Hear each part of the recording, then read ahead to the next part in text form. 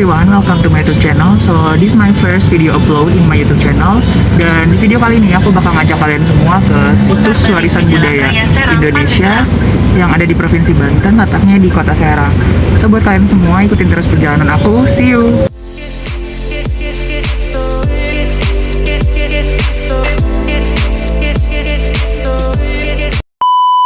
Oke guys, sekarang kita sudah sampai di salah satu situs yang ada di Provinsi Banten, yaitu situs Banten Girang.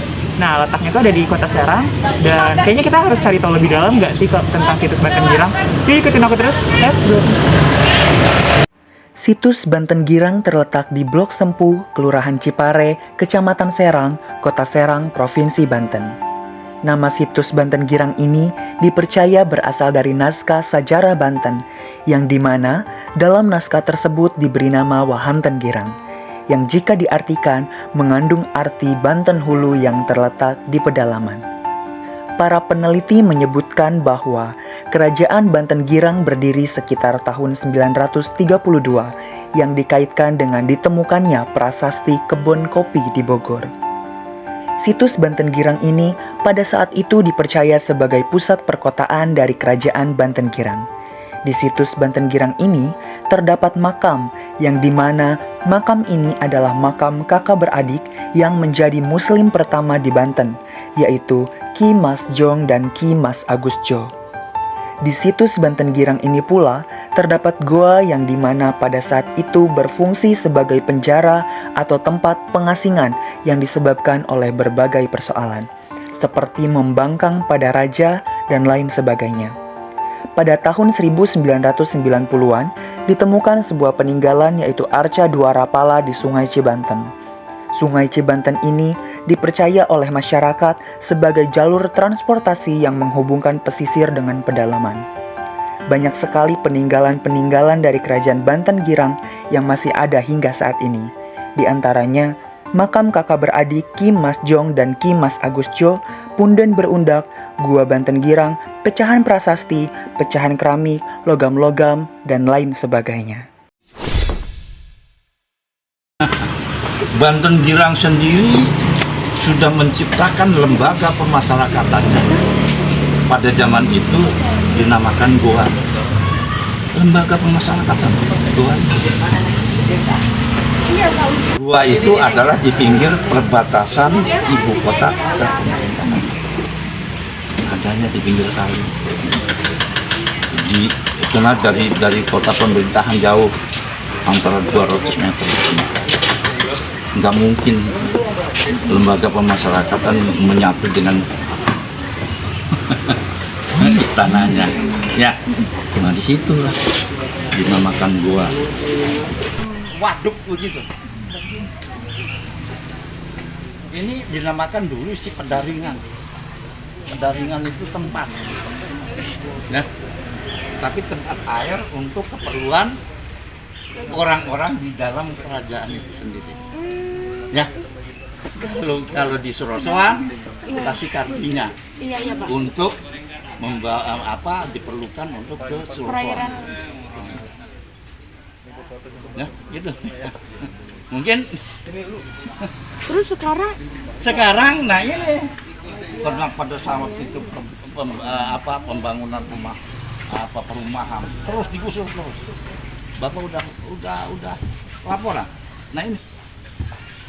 Ya, ini ada hasil. Nah, gerabah. Nah ini. Nah ini dia. Ya. Nah ini ya. Nah, ini waktu penelitian arkeolog tahun 90 sampai 4 tahun setengah. Pak, itu bisa dibongkar kayak gitu, bisa dijadiin rumah kayak gitu karena nggak dijadiin situs kepurbakalaan. Nah, karena sudah orang-orang para peneliti marah. Orang Bantennya sendiri sengaja untuk menghilangkan. Enggak menjaga. Karena terungkapnya ini akan repot sejarah Banten. Kenapa sejarah Banten banyak pemalsuan? Karena feodalisme tadi itu. Benar. Berarti sekarang waduknya udah nggak ada ya? Udah nggak ada.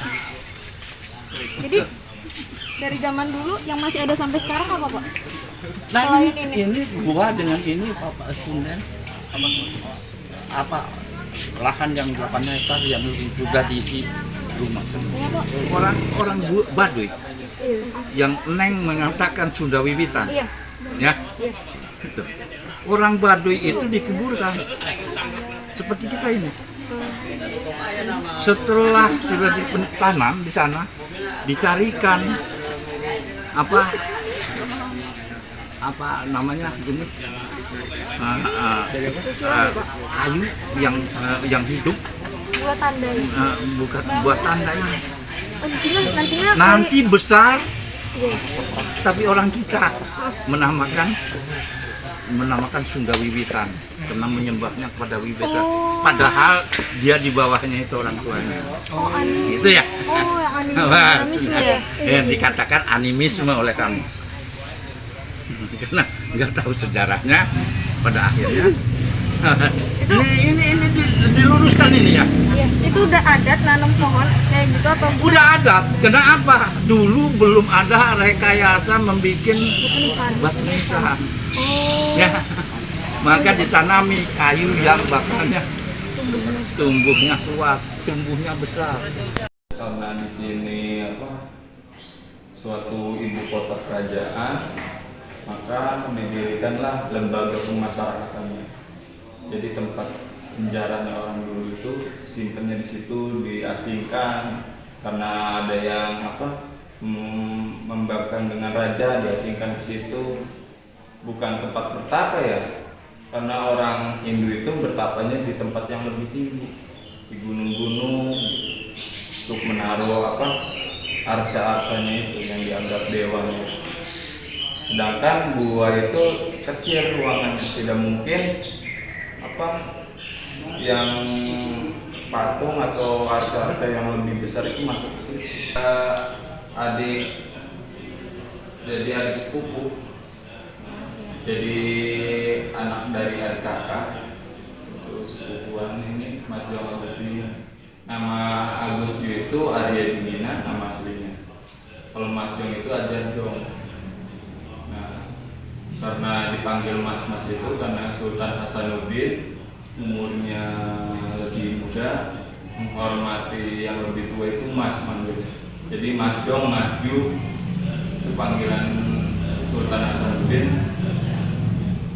Ke ini Arya Jumina dan Ajar Jong itu. Terus itu ada kaitannya nggak sih sama kerajaan di Jawa? Banten ini kan wilayah Sunda. Sunda itu wilayahnya sampai Cipamali, perbatasan Jawa Tengah. Itu masih daerah Banten. Sampai Lampung itu masih daerah Banten. Makanya ada lautan itu Selat Sunda. Karena Lampung itu menyatunya dengan Banten. Bukan Selat Jawa ya. Karena orang Banten itu bahasanya Sunda. Lama udah termasuk Belanda gitu. Kalau ini mah sebelum adanya zaman Islam. Jadi masih agamanya Hindu yang diislamkan oleh Syarif Hidayatullah itu.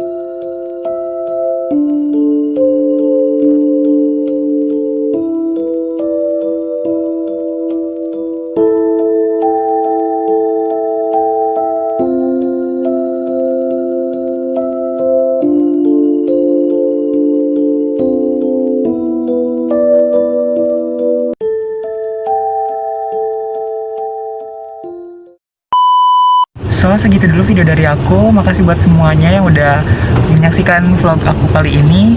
Thank you for watching.